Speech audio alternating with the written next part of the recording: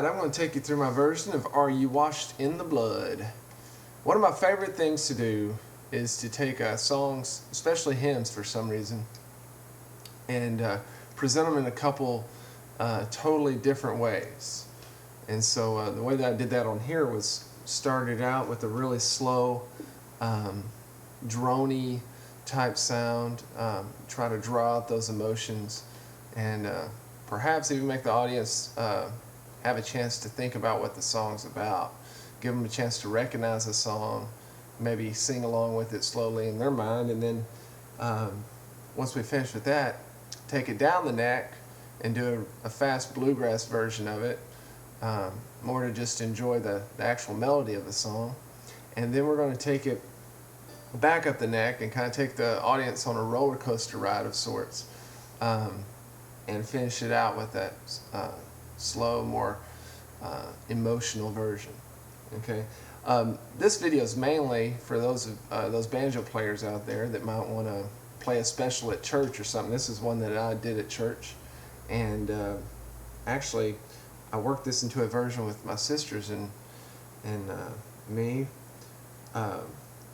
so that the fast part is actually my banjo solo later on in the song. I started out slowly like we did, then we'll kick it off into the singing version, and then I'll take the fast solo that you've heard, and then we'll go back and end the song with that slow part again. But the first part's really easy. If you think it's not easy, then you're wrong, because it is. But what we're doing, since this song's in key of G, I'm using my B string to find the melody.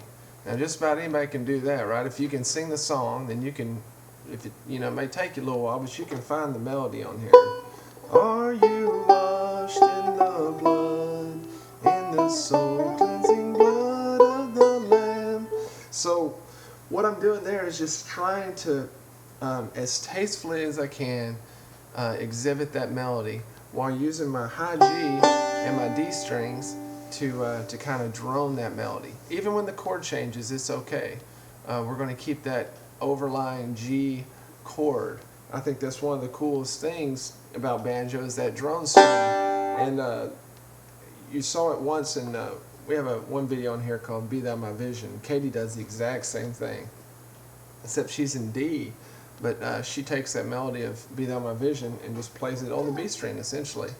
Okay, so that's what we've done. Now, if you want to learn this, don't feel like you have to learn exactly what I've played. Play around with it, and I put some bends in there, I put some slides in there, I get quieter, I get louder, and another thing that can also vary your playing is where your right hand position is. The higher up the neck you go, the higher towards the front of the head, you're going to get that more mellow sound. Whereas if I played the same notes down here, you can hear quite a difference. So a lot of times whenever I would want to punch a melody out, then while those notes are holding, you can see in the video that I'll move my hand up and get those drone strings up here, almost as if they're in the background.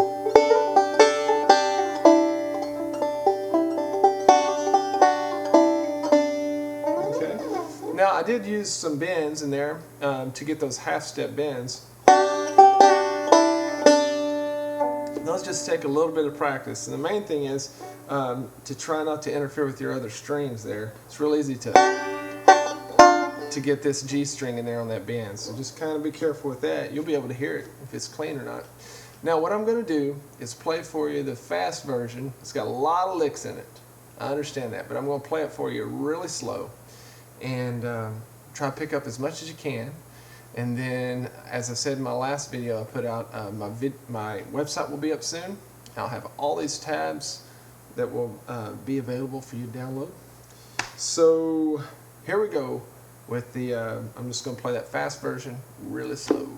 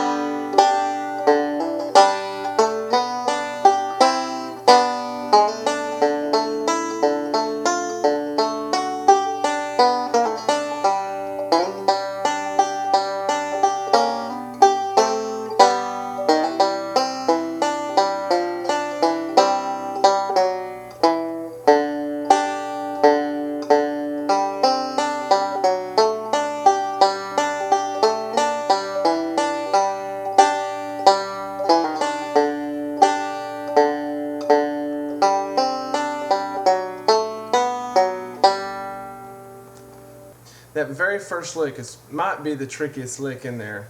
And it's probably the furthest away from the melody as a whole song. But I felt like that since we'd already really established that melody up top, that I could get kind of creative. And that lick really reminds me of an Alan Mundy type lick. I think Alan would be proud of that one. But if you listen, you can hear the melody.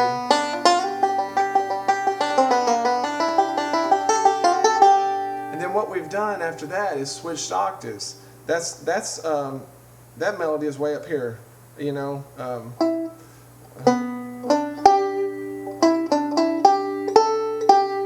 And then we're going to come down. Now what this version does have is tons of inside rolls. Okay, so I just want you to watch that really closely. What I mean by that is I'm using my middle finger a whole lot on the B string. Okay, and then it's just got a lot of punctuations that you really need to jet out there, you know, hit them hard so that you can really establish those. It's got a lot of pull-offs on it. And with this mic and my computer, you can't really hear how crisp those are. It doesn't really pick up those things, but it's important to get those really crisp. Okay. Other than that, you know, just take the licks out of it. If you want to steal them, steal away, and create your own version. And I hope you enjoyed this version of Are You Washed in the Blood? Adios.